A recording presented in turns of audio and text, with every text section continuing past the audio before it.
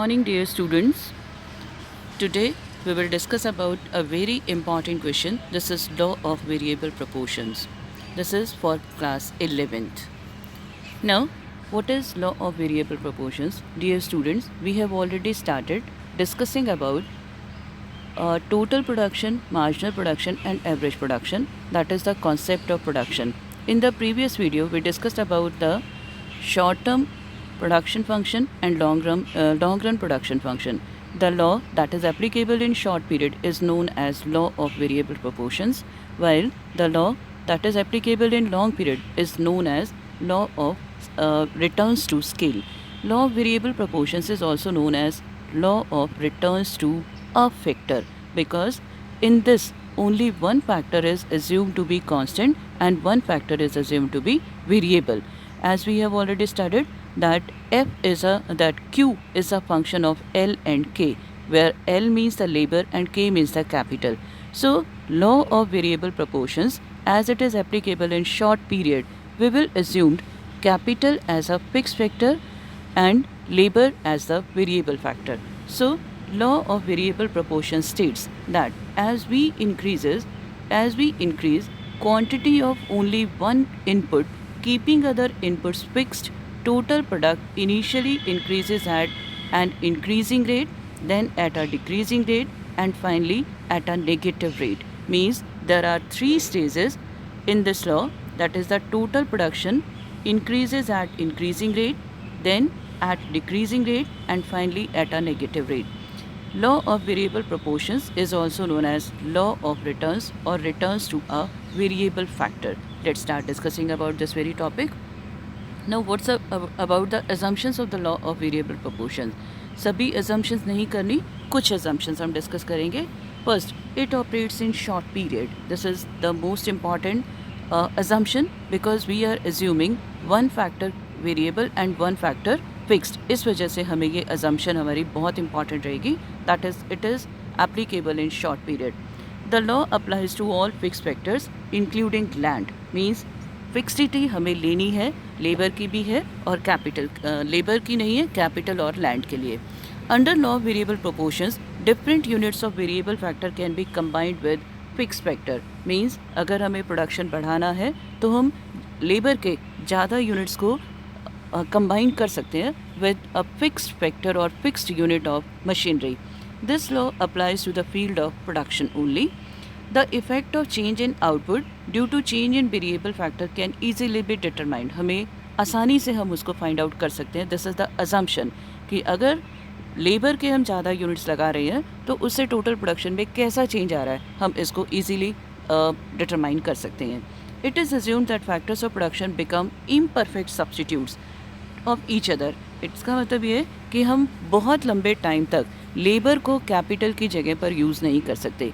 एक मशीन के साथ हम कुछ टाइम तो वर्कर्स को बढ़ा सकते हैं, लेकिन अल्टीमेटली ऐसा होगा कि अगर हमें और प्रोडक्शन बढ़ाना है तो along with labour we need to increase the units of capital और machinery. The state of technology is assumed to be constant. बच्चे, whenever we assume, we take an assumption of short run, the technology of production is assumed to be constant. Short period का मतलब यही होता है कि एक तो technique और प्रोडक्शन कांस्टेंट रहती है, और दूसरी बात क्या है कि कुछ फैक्टर्स फिक्स्ड होते हैं और कुछ वेरिएबल होते हैं. It is assume all variable factors are equally efficient. That is all the units of variable factor are homogeneous. अगर एक worker, so all these are the assumptions. It is assumed that all variable factors are equally efficient. So dear students, while writing the assumptions of this law, you should write these 6 assumptions. It operates in short run, बस इतना sufficient है. This law applies to all fixed factors including land. Under law of variable proportion, different units of variable factor can be combined with fixed factor. It is assumed that factors of production become imperfect substitutes of each other. इसका मतलब ये था कि हम बहुत time तक production बढ़ाने के लिए सिर्फ लेबर पर डिपेंड नहीं कर सकते. एक लिमिट के बाद if we want to increase the production, then along with increase in units of labor, it is very essential to increase the units of machinery. Now move to the next. This is about the stages. 3 stages are there. One is the law of increasing returns, second is the law of diminishing returns, and third is the state of negative returns. We can explain this with the help of a table and diagram. First, I will give you the detailed definition of this law. According to this law, as more and more units of variable factor are combined with the fixed factor. Dear students, हम यहाँ variable factors नहीं लिखेंगे, ना ही हम fixed factors सीखेंगे, क्योंकि हम discuss करके आए हैं कि Q is a function of L and K, where L means the labor and K is the capital. L is the only variable factor and K is the fixed factor. So initially, marginal product of the variable factor increases. As a result, total product increases at increasing rate. Marginal product का मतलब होता है additional productivity. सो जैसे जैसे हम workers को बढ़ाते जाते हैं तो मार्जिनल प्रोडक्टिविटी मतलब एडिशनल गेन बढ़ता जाता है. As a result total production increases at increasing rate. Then comes a stage in which marginal product tends to fall. Marginal production बढ़ने की बजाय कम होना शुरू हो जाता है.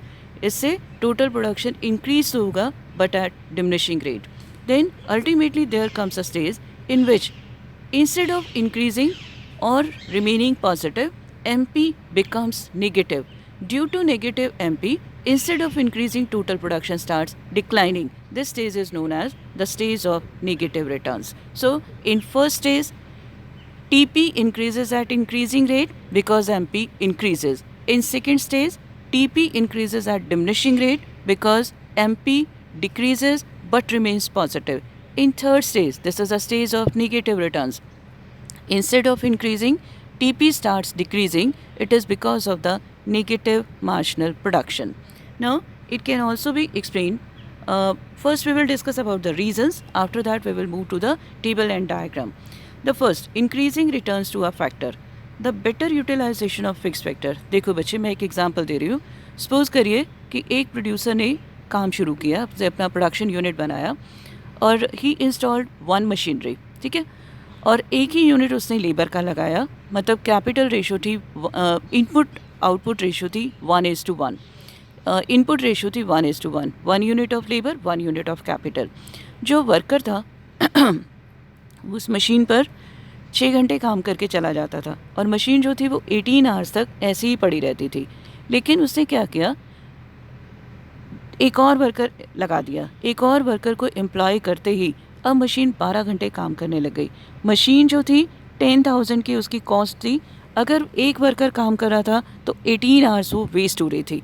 लेकिन दूसरा वर्कर लगाते ही क्या हुआ, मशीन तो नहीं पड़ी लेकिन प्रोडक्शन बढ़ गया. इसी तरह से उसे एक और वर्कर लगा लिया. अब क्या हो रहा है, 3 वर्कर हैं, काम कर रहे हैं और बारी बारी से काम कर रहे हैं. मशीन 18 घंटे काम कर रही है. Means total production increasing rate से बढ़ता जा रहा है. क्यों? क्योंकि कॉस्ट कम हो रही है. कॉस्ट 10,000 की मशीन थी.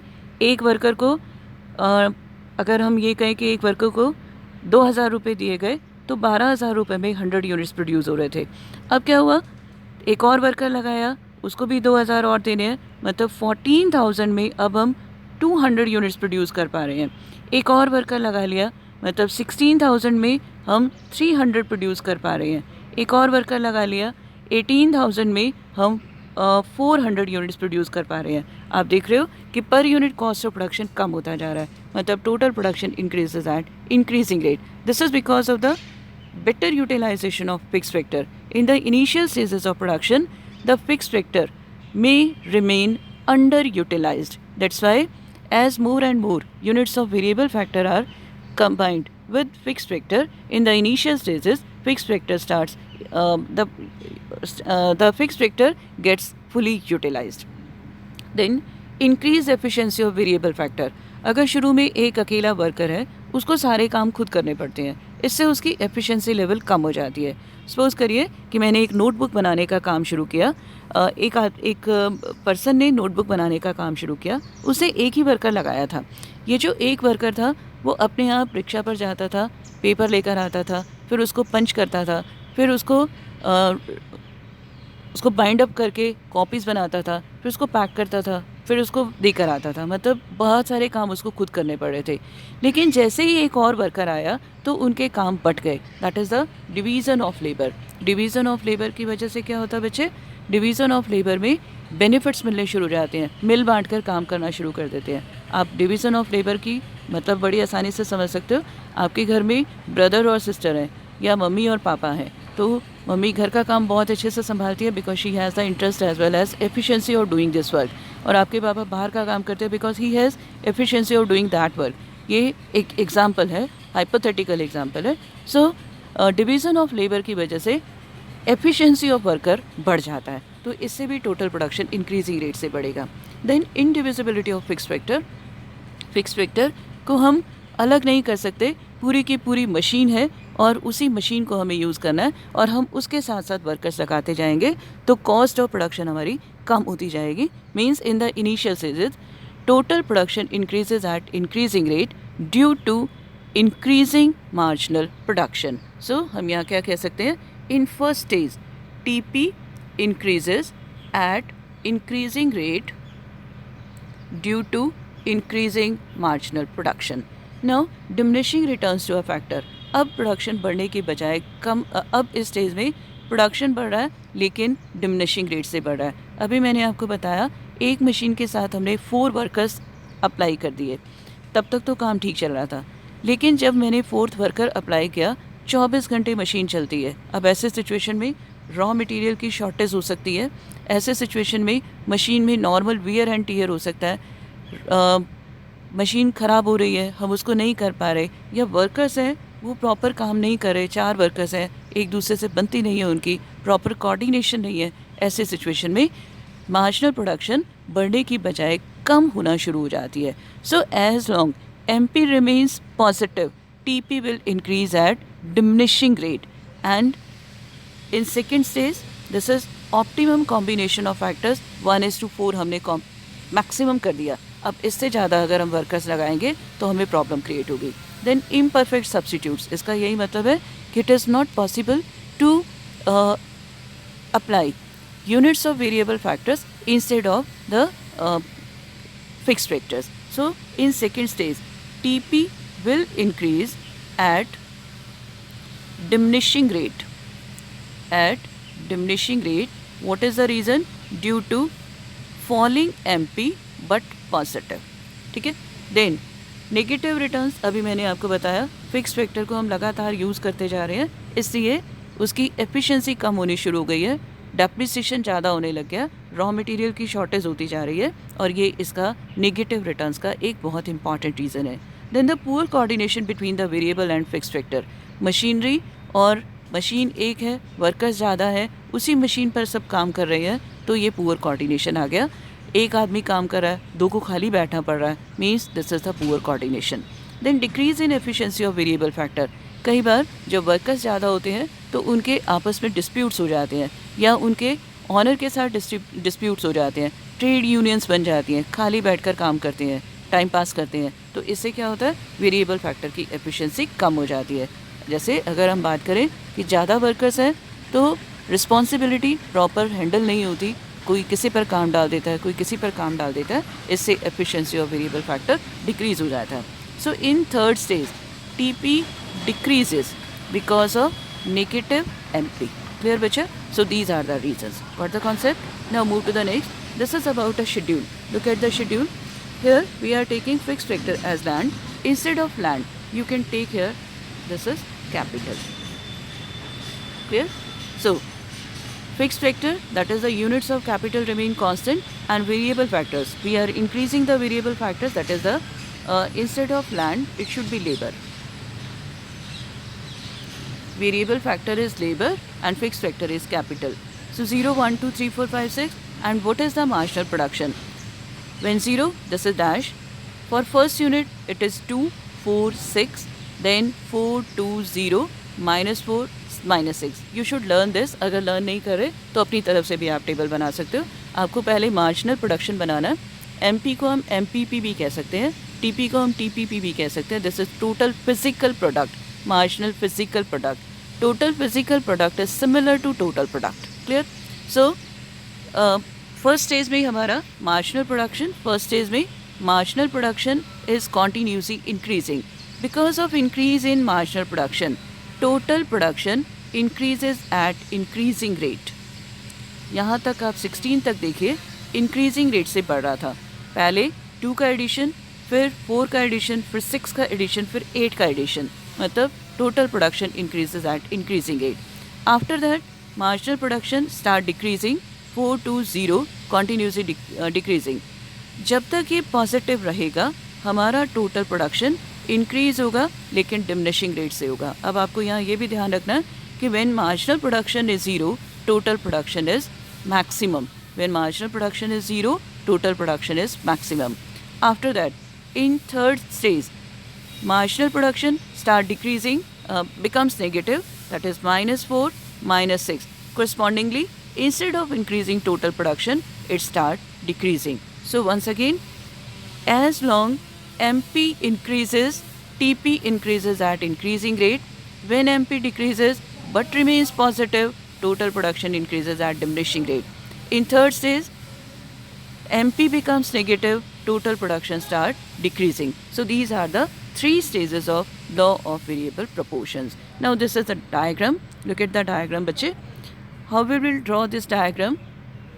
First, we will divide the figure into 3 parts. This is TP oblique MP. Then this is units of labor. ध्यान रखना, हम यहाँ पर TP और MP ऊपर ले लिया है हमने x एक्सिस पर, y एक्सिस पर, तो x एक्सिस पर हम लेबर लेंगे. अब ध्यान से देखिए कैसे बढ़ेगा. TP first increases at increasing rate. Origin से हम इसको स्टार्ट करेंगे.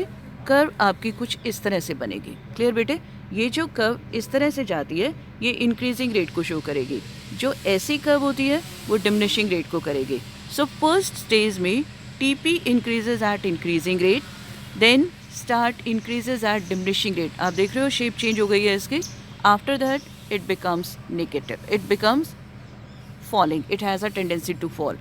So total production में आपके 3 stages आए. First increases at increasing rate, then increases at decreasing rate, then decreasing. Clear? Now what is the reason? The reason behind this is the marginal production. So instead of starting marginal production from 0, we are starting somewhere from first stage. First it increases, इसको maximum करिए. ये maximum कहाँ होती है? जब TP की first, जब MP maximum होती है तो फर्स्ट स्टेज ख़त्म हो जाती है. Because when MP is maximum TP increases at increasing rate. But after this MP start decreasing but remains positive. MP is decreasing, that's why total production will increase at diminishing rate. After this, MP becomes negative, therefore total production start decreasing. So बहुत carefully आपने देखना है. MP को first stage में rise करिए. जैसे ही आपका first stage over हो रहा है, MP मैक्सिमम हो चुका, इसको डिक्रीज कर दीजिए, उसके बाद इसको नीचे ले जाइए. इसी तरह से अगर हम TP के बारे में बात करें, first increases at increasing rate, then increases at diminishing rate, then decreasing. Clear beta? So this is all about this topic. Now move back to the diagram.